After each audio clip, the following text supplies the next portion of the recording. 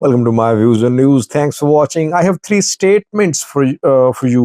One statement was given by a general, lieutenant general, retired lieutenant general of the Ethiopian National Defense Force. He talked about Eritrea. Second statement came from a senior, former TPLF leader. Both the general and the former TPLF politician spoke about Eritrea. And thirdly, I have a statement for you of Eritrean shocked affairs in Ethiopia. You know that the head of Eritrean embassy in Ethiopia is Beniam Berhe. What is Beniam Berhe saying? Let's start with this news story about Beniam Berhe. Beniam, is working as the head of Eritrean diplomatic mission in Addis Ababa, though tensions are high between Eritrea and Ethiopia. Diplomatic ties are still intact. Ethiopian embassy in Asmara and Eritrean embassy in Addis Ababa are working. Miriam Berhe is head of Eritrean embassy, and Miriam responded to Ethiopian leaders' claims, Ethiopian leaders' arguments. Ethiopian leaders, general politicians, they've been saying that Ethiopia is in need of a sea access because Ethiopian population is huge, and Ethiopian economy is expanding rapidly. That is why, to feed all the people, Ethiopia needs to have access to a port. And port is just 30, 40, or 50 kilometers away from its border. If a few kilometers of coast is given to Ethiopia, that won't be any violation of the law, and Ethiopia had access to sea in the past. It was unfairly deprived of the sea access. This is what Ethiopian narrative is. Beniam Berhe today shared his views. Beniam says that if a country has larger population, that does not give the country right to gain access to a sea through another country. That does not give the country with larger population a right to annex the coast of a neighboring country. That is a violation of international law. This is not how international law works. International relations work on respect for each other's territorial integrity and sovereignty. Beniam basically meant that Ethiopian arguments are poor. Ethiopian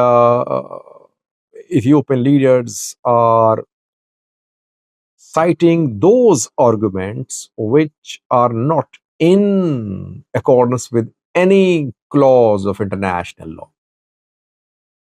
Maybe Ethiopian legal case for sea access is weak. That is why Ethiopia is not trying the legal option.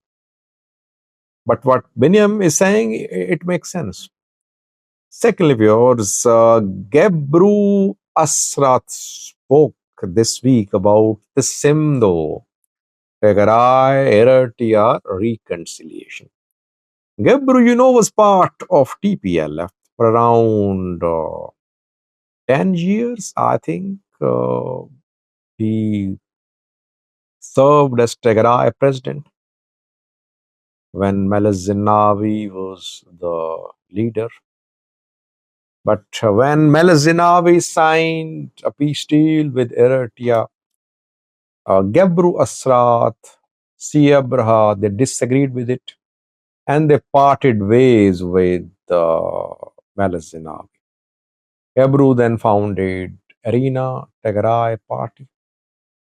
Gebre is criticizing the Simdo. He says the Simdo, the purpose of the Simdo, the purpose of Eritrea alliance is destruction of Ethiopia. So those who back the Simdo, they basically want disintegration of Ethiopia. This is what all the anti-TPLF politicians are saying. Gebre is from Tigray, I think it's from Mekelle. So all the Tigrayan opposition politicians, especially based in Addis Ababa, they are opposed to the Simdo. They say TPLF and Eritrea are colluding to ignite a new conflict. But Migbe defended the Simdo. I shared a video with you. Migbe spoke in Aksum. He said that the Simdo is what is needed, and he called for similar reconciliation between Tigray and Amhara, Tigray and Afar too. Lastly, viewers, a Tigrayan general threatened Eritrea yesterday. Who is this man? What did he say? His name is Yohannes Gebre Michael Tisfamarian. Yohannes served as a lieutenant general of the Ethiopian National Defense Force. He's from Tigray.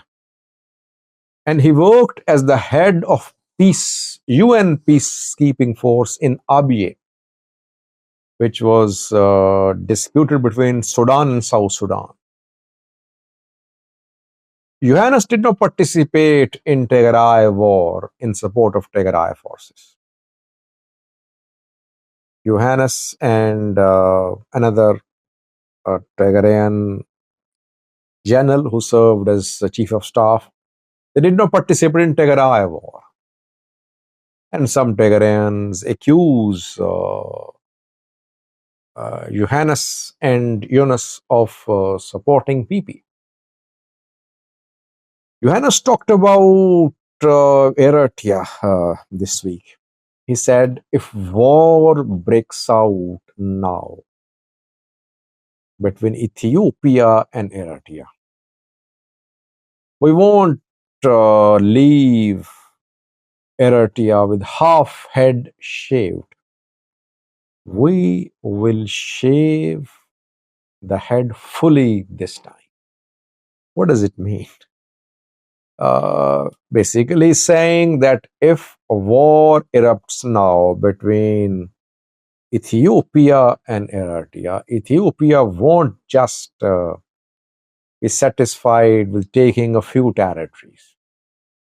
Ethiopia will completely control entire Eritrea.